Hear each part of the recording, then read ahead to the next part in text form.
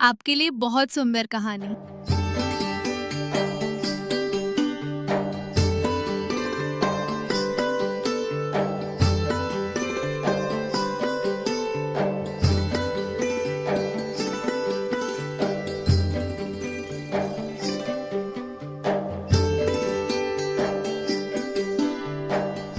गांव के कोने में एक टूटी झोपड़ी में श्यामलाल अपनी बेटी सुशीला के साथ बहुत गरीबी में जीवन व्यतीत कर रहा था। तभी गांव का जमींदार वहां आता है और कहता है, श्यामलाल, ए श्यामलाल, बाहर निकल। तुझे कर्ज दिए हुए सालों बीत गए, लेकिन तूने आज तक मेरे पैसे नहीं लौटाए। अब मुझे कोई बहाना नहीं सुनना। अगर आज मेरे पैसे नहीं मिले तो मैं तुझे और तेरी लड़की दोनों को इस घर से धक्के मारकर बाहर निकाल दूंगा। आज मैं तेरी एक नहीं सुनूंगा। श्यामलाल कहता है, दया कीजिए सरकार, बस 2 दिन की मोहलत और दे दीजिए। मेरा बेटा अमर शहर से लौटने वाला है। उसने पैसों का इंतजाम कर लिया है। वो आते ही मैं सबसे पहले आपको पैसे लौटा दूंगा। आप इतने सालों से इंतजार कर रहे हैं, 2 दिन और सही। हरीराम कहता है, बस अब बहुत हो गया।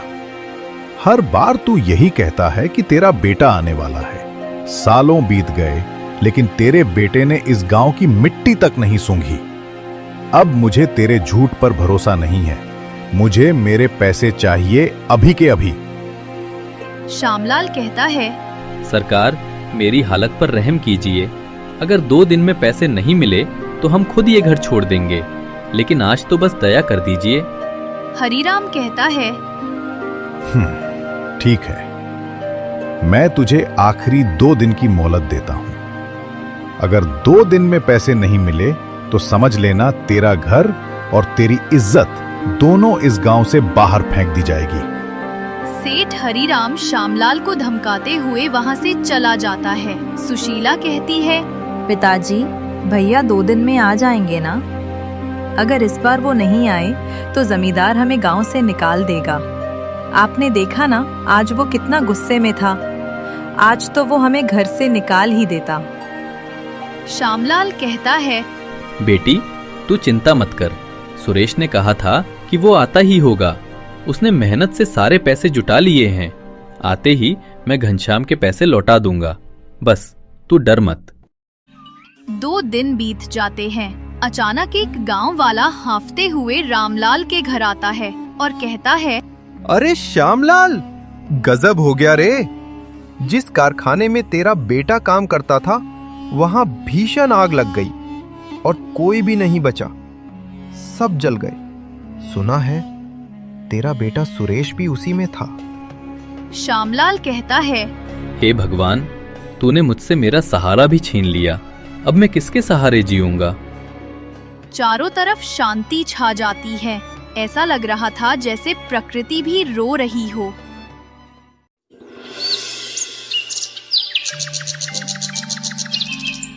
दिन बाद गांव के रास्ते पर एक अजनबी एक सूटकेस लेकर गांव में आता है और लोगों से पूछता है, भाई साहब, ये बताइए, श्यामलाल का घर कहाँ पर है? सेठ हरीराम कहता है, तुम कौन हो और क्यों पूछ रहे हो? आदमी कहता है, मैं उस कारखाने से आया हूँ जहाँ श्यामलाल का बेटा सुरेश काम करता था। कारखाने में आग लगने से उसकी मौत हो गई। मालिक ने मुआवजे के तौर पर उसके परिवार को पैसे भेजे हैं। मैं वही पैसे देने आया हूँ। यह सुनकर पास ही खड़ा हरीराम लालच से मन ही मन मुस्कुराने लगता है और सोचने लगता है, क्यों ना मैं इसे बोल दूं कि मैं ही श्यामलाल हूं। वैसे भी उस गरीब से तो पैसे वापस नहीं मिलने वाले। ये पैसे मैं ही ले लूं तो मेरा कर्ज भी वसूल और फायदा भी। सेठ हरीराम कहता है, भाई साहब, मैं ही रामलाल हूं। मेरा ही बेटा सुरेश उस कारखाने में काम करता था। अच्छा हुआ आप मिल गए, वरना आप भटकते रहते। आदमी कहता है, अच्छा हुआ, ये लीजिए उसके परिवार के लिए मुआवजा। अब मैं चलता हूँ। वह आदमी चला जाता है और हरीराम मुस्कुराते हुए सूटकेस लेकर अपने घर चला जाता है। हरीराम सूटकेस खोलता है तो उसमें नोटों के बंडल देखकर उसकी आंखें चमक उठती हैं। वह लालच में पूरी तरह डूब जाता है। वहीं दूसरी तरफ श्यामलाल बहुत ही दुखी मन से घर में बैठा होता है। अब उसका एकमात्र सहारा उसकी बेटी ही थी। श्यामलाल कहता है, पता नहीं बेटी, अब हमारा गुजारा कैसे होगा। सुरेश ही तो हमारा सहारा था, भगवान ने उसे भी हमसे छीन लिया। कभी कभी लगता है भगवान है ही नहीं, अगर होते तो हमारे साथ ऐसा क्यों करते। सुशीला अपने पिताजी का सहारा देते हुए कहती है, पिताजी, आप चिंता मत करिए, मैं भी काम कर लूंगी। दूसरों के घर में झाड़ू पोछा कर लूंगी, खाना बनाऊंगी। हम कुछ न कुछ करके जमींदार का कर्ज चुका देंगे। बस आप अपनी तबीयत खराब मत कीजिए। एक दिन पुष्पा पानी लेने जमींदार के कुएं पर जाती है। उसी वक्त जमींदार का एक मेहमान आता है। उसका नाम शिवराज है, जो हरीराम का पुराने दोस्त सुदामा का बेटा है। शिवराज कुएं के पास से गुजरते हुए कहता है, ये लड़की कौन है? इसके चेहरे में कुछ तो खास बात है, इतनी सादगी और मासूमियत। शायद यही वो है जिसे देखकर दिल रुक जाए। वो मन ही मन मुस्कुराता है और फिर जमींदार के घर पहुंचता है। शिवराज कहता है, नमस्ते चाचा जी, पहचानिए मुझे? मैं सुदामा का बेटा रोहन हूँ। हरीराम खुश होते हुए कहता है, अरे बेटा शिवराज, तू तो अब जवान हो गया। पिछली बार देखा था तो बहुत छोटा था। आओ आओ बेटा, बताओ कैसे आना हुआ। शिवराज कहता है, दरअसल चाचा जी, पिताजी ने मुझे एक जमीन का सौदा देखने के लिए भेजा था। उसी सिलसिले में आपसे भी थोड़ी बात करनी थी। वाह बेटा, अब तो तू कारोबार भी संभालने लगा है, बहुत अच्छी बात है। चाचा जी, मैं आपसे एक बात पूछना चाहता था। जब मैं यहाँ आ रहा था तब मैंने कुएं पर एक लड़की को देखा, गुलाबी रंग के सलवार सूट में थी। क्या आप बता सकते हैं वो कौन है? कौन सी लड़की? अभी तो मेरी बेटी ही वहां थी। तुम यहाँ पर बैठो, तब तक मैं देख कर आता हूँ। वो बाहर जाकर देखता है, लेकिन तब तक सुशीला वहाँ से जा चुकी होती है और उसकी अपनी बेटी शिवरानी वहाँ खड़ी होती है। हरीराम वापस आकर कहता है, शिवराज बेटा, वो मेरी ही बेटी थी, तूने सही पहचाना। शिवराज थोड़ा उलझन में मुस्कुराकर कहता है, अच्छा ठीक है चाचा जी, शायद मेरी गलती होगी। हरीराम मन ही मन सोचने लगता है, शायद रोहन को मेरी बेटी पसंद आ गई है। ये तो मेरे लिए वरदान साबित होगा। शिवराज अपने पिताजी के पास लौटता है।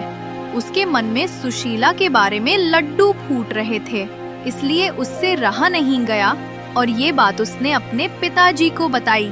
शिवराज हड़बड़ाते हुए कहता है, पिताजी, मैंने गांव में एक लड़की देखी है, मुझे उसी से शादी करनी है। मैं उसे भूल नहीं पा रहा। गोपाल शर्माते हुए कहता है, कौन लड़की बेटा? किसकी बात कर रहा है? शिवराज कहता है, आपके दोस्त हरिराम जी है ना, मैं उन्हीं की बेटी की बात कर रहा हूँ, वही मुझे पसंद आई है। गोपाल खुश होकर कहता है, अरे वाह, ये तो बहुत अच्छी बात है। मैं कल ही हरिराम से बात करता हूँ।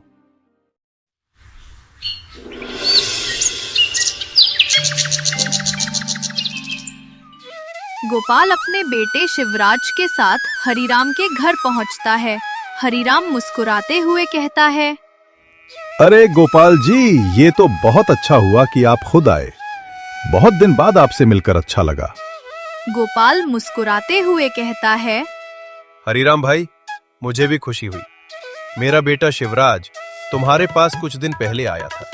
उसने बताया कि उसे तुम्हारी बेटी पसंद आ गई है। अगर तुम्हें कोई एतराज ना हो तो मैं चाहता हूं कि हम दोनों परिवारों का रिश्ता पक्का कर दें। हरिराम मन में खुश होकर चेहरे पर गंभीरता लाते हुए कहता है, अरे भाई, ये तो बहुत ही शुभ बात है। कौन बाप नहीं चाहेगा कि उसकी बेटी एक सच्चे और अमीर घर में जाए। मुझे कोई आपत्ति नहीं है, बल्कि मुझे तो खुशी होगी कि मेरी बेटी शिवरानी को इतना अच्छा घर मिलेगा। शिवराज थोड़ा मुस्कुराते हुए कहता है, धन्यवाद चाचा जी। मैं जल्दी ही शिवरानी जी से मिलना चाहूंगा। उस वक्त सुशीला वहीं से गुजरती है और सबकी नजरें उस पर पड़ती हैं। शिवराज कहता है, अरे, यही तो वही लड़की है जिसे मैंने उस दिन कुएं पर देखा था। यही है वो लड़की जिसने मुझे पहली बार में ही अपनी सादगी से बांध लिया था। सेठ हरीराम घबराकर कहता है, नहीं नहीं बेटा, ये तो गांव की एक नौकरानी है, मेरे घर में काम करती है, तू शायद भूल रहा है। शिवराज हैरान रह जाता है और कहता है, नहीं चाचा जी, मैं गलती नहीं कर सकता। मैंने इसी लड़की को देखा था। मुझे किसी की दौलत या खानदान से फर्क नहीं पड़ता, मैं सिर्फ इससे शादी करना चाहता हूँ। घनश्याम का चेहरा क्रोध से लाल हो जाता है, क्योंकि वह चाहता था कि शिवरानी की शादी शिवराज से हो। हरीराम तेज आवाज में कहता है, रोहन, तू समझता क्या है खुद को? ये गरीबों की औलाद है, मजदूर की बेटी है। क्या तेरे जैसे खानदानी लड़के की जोड़ी इसके साथ जचेगी? तेरे बाप को मैं मुंह क्या दिखाऊंगा? ये तो अपमान है मेरे घर का। गोपाल कहता है, हरिराम, अपने शब्द संभालो। हमें अमीरी गरीबी से कोई मतलब नहीं। अगर मेरा बेटा इस लड़की को पसंद करता है तो मैं उसे रोकूंगा नहीं। हमारे घर की मर्यादा दिल से तय होती है, पैसों से नहीं। सेठ हरीराम मन ही मन कहता है, नहीं, ये रिश्ता कभी नहीं हो सकता। मैं उस गरीब की बेटी को अपने परिवार के नाम से जोड़ने नहीं दूंगा, और अगर रोहन की जिद जारी रही तो मैं ऐसा जाल बुनूंगा कि सब कुछ खत्म हो जाएगा। सेठ हरीराम अपने 2 आदमियों को बुलाता है और कहता है, सुनो, कल सुबह उस श्यामलाल और उसकी लड़की सुशीला को गांव से बाहर निकाल देना। कह देना कि मैंने उनके खिलाफ हुक्म जारी किया है। अगर वो विरोध करें तो घर जला देना, लेकिन गांव में उनका नाम भी ना बचे। मुझे किसी गरीब का चेहरा इस हवेली के आसपास नहीं दिखना चाहिए।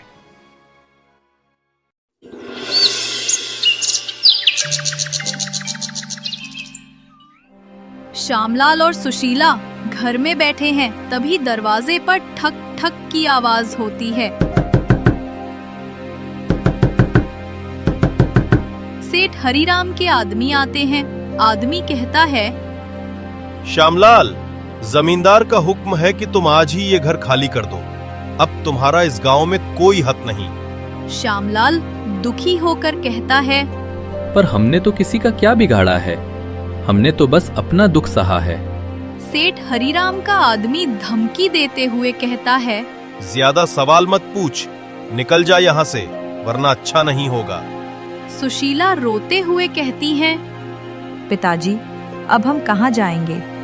हमारे पास तो कुछ भी नहीं बचा।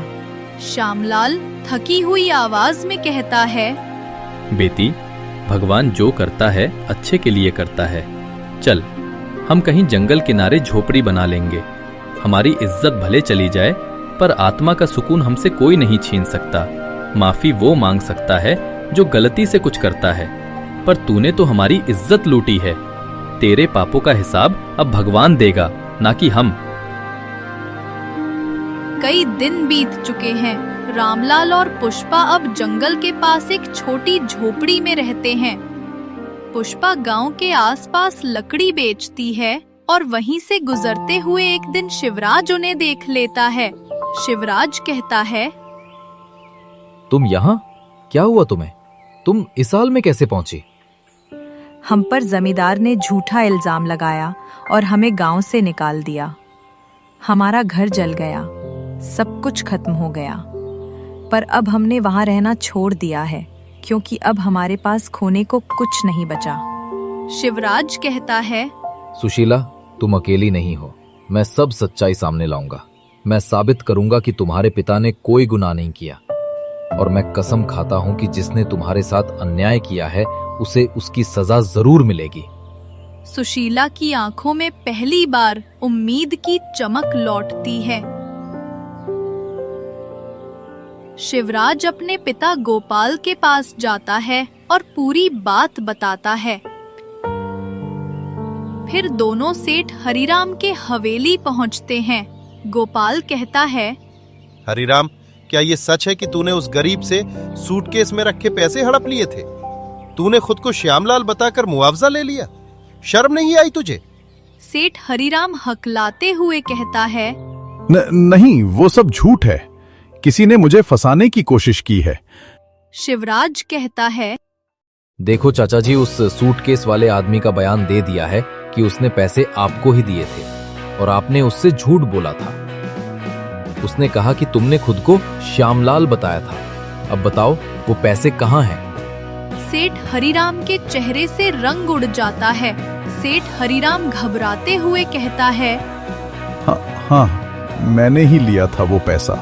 लालच में अंधा हो गया था मैं, पर मुझसे बहुत बड़ी गलती हो गई। मुझे माफ कर दो। गांव के लोग जमा हो जाते हैं और पंचायत में फैसला होता है। गांव के मुखिया कहते हैं, हरिराम के सारे जमीन जायदाद जब्त की जाए और मुआवजा राशि श्यामलाल को लौटाई जाए। हरिराम को गांव छोड़ने का आदेश दिया जाता है। कुछ महीने बाद गांव में सब कुछ सामान्य हो जाता है। श्यामलाल और सुशीला का घर फिर से बन जाता है।